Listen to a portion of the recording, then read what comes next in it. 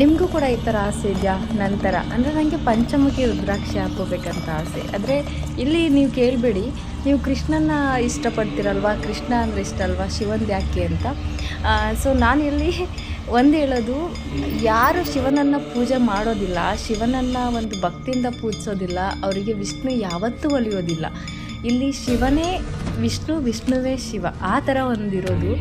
ಎಷ್ಟೋ ಜನಕ್ಕೆ ಶಿವ ಬೇರೆ ಕೃಷ್ಣ ಬೇರೆ ಅನ್ನೋ ಥರ ಇರುತ್ತೆ. ಸೊ ನಾನು ಈಶಾ ಲೈಫಿಂದ ನಾನು ಪಂಚಮುಖಿ ರುದ್ರಾಕ್ಷಿಯನ್ನು ಆರ್ಡ್ರ್ ಮಾಡಿದ್ದೆ. ನಂಗೆ ತುಂಬ ಇಷ್ಟ ಇತ್ತು.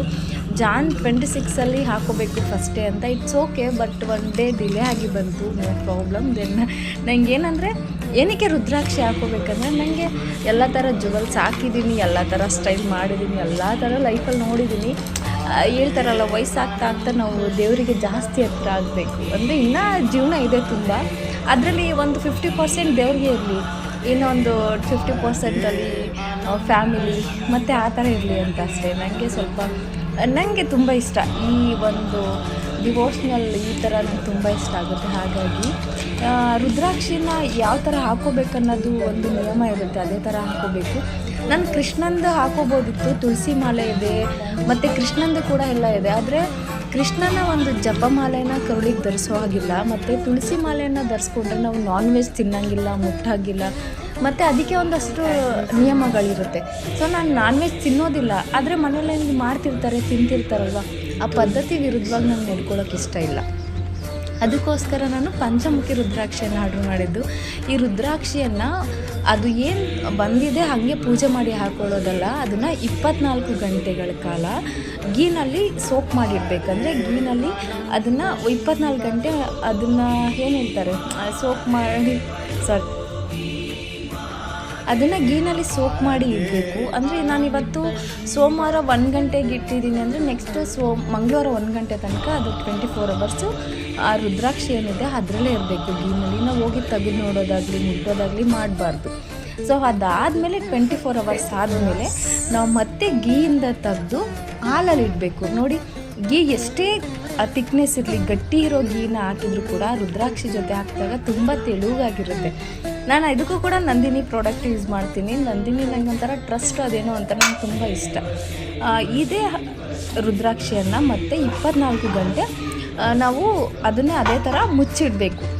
ಸೊ ಮತ್ತು ಆ ಗೀನ ನಾವು ಯೂಸ್ ಮಾಡೋಂಗಿರೋದಿಲ್ಲ.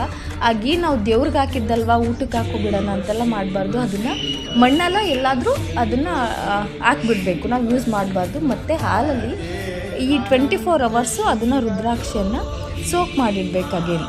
ಅದು ನೋಡಿ, ಅದು 24 ಅವರ್ಸ್ ಆದಮೇಲೆ ನಾವು ತೆಗಿತೀವಲ್ಲ, ಅದನ್ನು ತೆಗೆದ್ಮೇಲೆ ಮತ್ತೆ ನಾವು ಸೋಪಾಗಲಿ ಬಿಸಿ ನೀರಿಂದಾಗಲಿ ವಾಶ್ ಮಾಡಬಾರ್ದು. ಅದನ್ನು ತಣ್ಣೀರಲ್ಲಿ ತೊಳಿಬೇಕು. ಇಲ್ಲಾಂದರೆ ಒಂದು ಹೊಸ ಕ್ಲಾತ್, ನ್ಯೂ ಕ್ಲಾತ್ ಬಟ್ಟೆ ಏನಾದರೂ ಕಾಟನ್ ಕ್ಲಾತಲ್ಲಿ ಅದನ್ನು ಒರೆಸ್ಬೇಕು. ಅದನ್ನು ಒರೆಸಿ ವಿಭೂತಿಯನ್ನು ಇಟ್ಟು ದೇವ್ರ ಮುಂದೆ ಇಟ್ಟು ಪೂಜೆ ಮಾಡಿ, ನಿಮಗೆ ಏನಕ್ಕೆ ಹಾಕ್ತಿದ್ದೀರಾ ರುದ್ರಾಕ್ಷಿನ, ಇನ್ನು ಮುಂದೆ ಏನು ಅಂದ್ಕೊಂಡಿದ್ದೀರಾ ಅನ್ನೋದನ್ನು ಮನಸ್ಸಲ್ಲಿ ಸಂಕಲ್ಪ ಮಾಡಿ ಹಾಕ್ಕೋಬೇಕು. ನೋಡಿ, ಈ ಥರ ನಾನು ಇದನ್ನೊಂದು ಕ್ಲಾತಲ್ಲಿ ಒರೆಸಿ, ನಮ್ಮ ಮನೇಲಿ ಶಿವನು ಕೂಡ ಇದ್ದಾನೆ, ಕೃಷ್ಣನೂ ಇದ್ದಾನೆ. ಹಾಗಾಗಿ ಶಿವನ ಮುಂದೆ ಇಟ್ಟು ಆ ರುದ್ರಾಕ್ಷಿ ಜೊತೆ ಒಂದು ಕಾಪರ್ ಚೈನ್ ಕೂಡ ಕೊಟ್ಟಿದ್ದಾರೆ. ತುಂಬ ನಂಗೆ ಖುಷಿ ಆಯಿತು. ನನಗೆ ತುಂಬ ದಿನದಿಂದ ಇತ್ತು ಹಾಕೋಬೇಕಂತ ರುದ್ರಾಕ್ಷಿ. ಎನಿವೆ, ನಾನು ರುದ್ರಾಕ್ಷಿಯನ್ನು ತೊಗೊಂಡಿದ್ದೀನಿ. ಪಂಚಮುಖಿ ರುದ್ರಾಕ್ಷಿ ಯಾರು ಬೇಕಾದ್ರೆ ಹಾಕ್ಬೋದು. ಇಲ್ಲಿ ಶಿವನಿಗೆ ಯಾವುದೇ ಥರ ನಿಯಮಗಳಿಲ್ಲ. ರುದ್ರಾಕ್ಷಿನ ಎಲ್ಲ ಹಾಕಬಾರ್ದು ಅಂದರೆ, ಸೂತ್ಕದ ಮನೆಗೆ, ಯಾರಾದರೂ ಸತ್ತಿರೋ ಮನೆಗೆ, ಸ್ಮಶಾನಕ್ಕೆ ಹೋದಾಗ ರುದ್ರಾಕ್ಷಿಯನ್ನು ಕತ್ತಿಂದ ತೆಗಿಬೇಕು, ಹೋಗಬಾರ್ದು. ಮತ್ತು ನೀವು ಬಿಸಿ ನೀರಲ್ಲಿ ಸ್ನಾನ ಮಾಡಬೇಕಾದ್ರೆ ಹಾಕೋಬಾರ್ದು. ಶಾಂಪು ಸೋಪು ಅದನ್ನು ಯೂಸ್ ಮಾಡಬೇಕಾದ್ರೆ ರುದ್ರಾಕ್ಷಿಯನ್ನು ಹಾಕೋಬಾರ್ದು. ಇನ್ನು ಮಿಕ್ಕಿದ ನಿಮ್ಮ ಇಷ್ಟ, ನೀವು ಯಾವಾಗ ಬೇಕಾದರೆ ಹಾಕ್ಬೋದು. ಗಂಡ ಹೆಂಡತಿ ಜೊತೆ ಇದ್ದಾಗ ಹಾಕ್ಬೋದು, ಆಚೆ ಹೋದಾಗ ಹಾಕ್ಬೋದು, ನೀವು ನಾನ್ ವೆಜ್ ತಿನ್ನಬೇಕಾದ್ರೆ ಹಾಕ್ಬೋದು, ಎಲ್ಲ ಥರ ಹಾಕ್ಬೋದು. ಶಿವನಿಗೆ ಯಾವುದೇ ಥರ ಕಟ್ಟುಪಾಡು ಇಲ್ಲ. ಶಿವ ಎಲ್ಲವನ್ನು ಕೂಡ ಅರ್ಥ ಮಾಡ್ಕೊತಾನೆ, ನಮ್ಮ ಭಕ್ತಿಗೆ ಹೊಲಿತಾನೆ. ನಿಮಗೂ ಕೂಡ ಒಳ್ಳೆಯದಾಗಲಿ. ರುದ್ರಾಕ್ಷಿಯನ್ನು ಹಾಕ್ಕೊಳ್ಳಿ, ತುಂಬ ಒಳ್ಳೆಯದಾಗುತ್ತೆ. ಹರ ಹರ ಮಹಾದೇವ್.